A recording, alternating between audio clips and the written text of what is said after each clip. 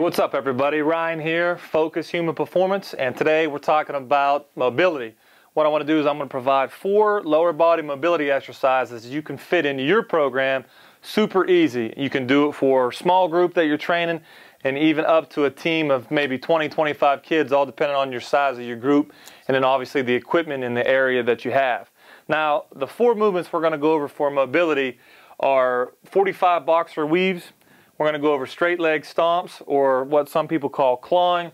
We're going to go over the hurdle step overs, and we're going to go over the reactive jump backs jump. Now, in the video, what you're going to see is you're going to see the 45 boxer weaves. What we're trying to get the athletes to do is to move in a forward motion, lowering their level. You want to make sure that they're not cutting in the low back to drop in the shoulders, or they're not hugging tight around themselves to get underneath. We want to be able to keep chest high and have that movement to drop them straight down into position to get underneath the bungee. That's number 1. Number 2 here, the straight leg stomp. We're looking at hip flexion and hip extension. We want to try to keep that leg straight, so hip flexion and hip extension, and we want to be very dynamic and explosive in that form. Now, the hurdle step over is kind of putting 2 of these together, where the athlete's going to address the actual bungee, keep themselves up tall, use the plant foot, the drive foot off the ground, and then lift the knee up over the hurdle. What we see a lot of times is that whenever we have mobility, the athlete always tries to worry about the foot that's off the ground for the movement. The key is to drive down, to push what we say grip and rip the floor with the ball and the pads of your feet on the plant foot. That's key. And the last one right here is one of my favorite. We've been using this more and more as an intro to our jump training programs. It's called a reactive jump back jump.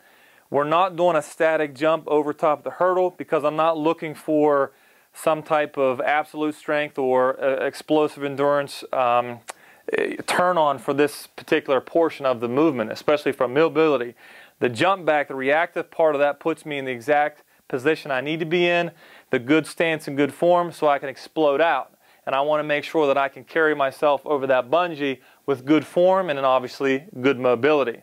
And then you'll see how that can transfer into our jump training from there. So you've got these 4 movements. Now that you have these 4 mobility movements, we've got to figure out where do these go into your programming. So whether it's looking at the individual session, I'm looking at a specific cycle that I'm working on right now, I'm looking at the big picture with some target dates or some end results in play.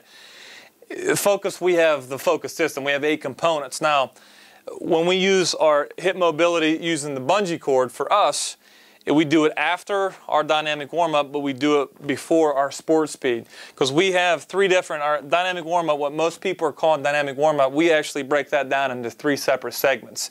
So after those 3 separate segments in our dynamic warm-up, we go to the actual hip mobility with a bungee.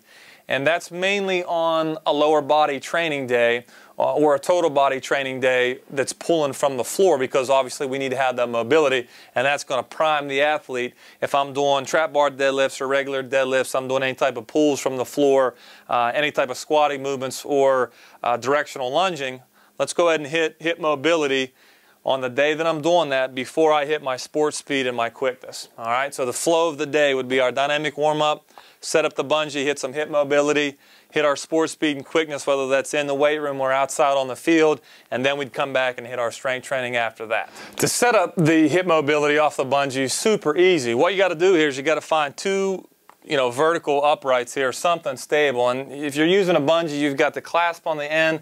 I can't stress enough, make sure that you've got a solid contact on both sides. Because if this thing gets stretched out right here and one of those clasps breaks or it's not hooked on something good, this thing happens like a gunshot. All right, whacks a kid in the back of the head, you're in trouble.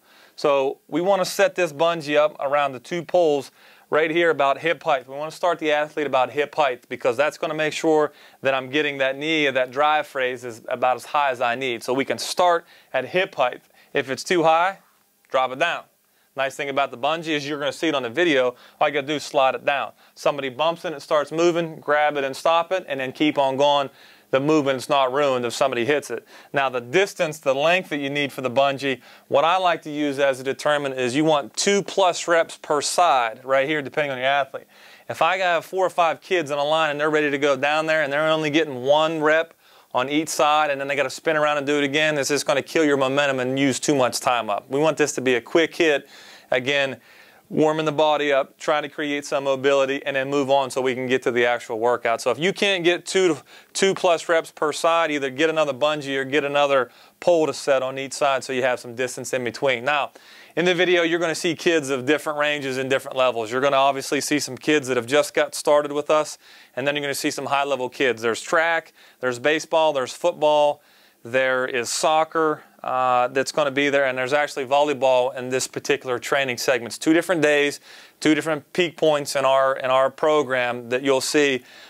Take a look. It's real world. Remember, that's what we're all about. I could show you demos of kids doing everything perfect, but let's listen and let's take a look, and you can see kids making it happen. Right away, 2 times through.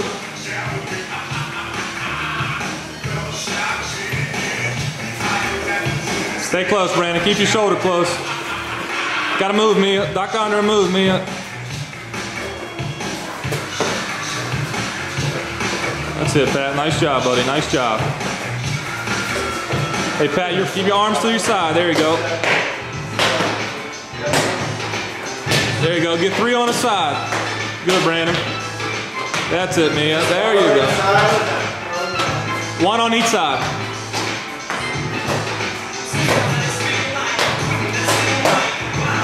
That's it. Good, Nick. That's it, Nick. There. Over and flip. Back. Over, back. Next 2 are ready. Here we go. Next 2 are ready. Mia. There you go. Good, Brandon. Nice job, Brandon. Next 2. Here we go. Here we go.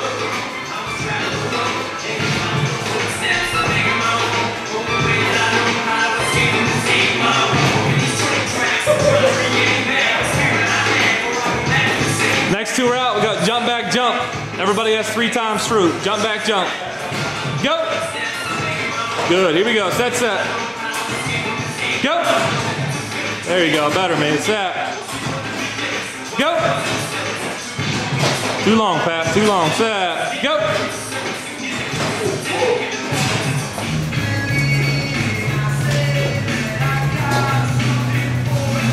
Good.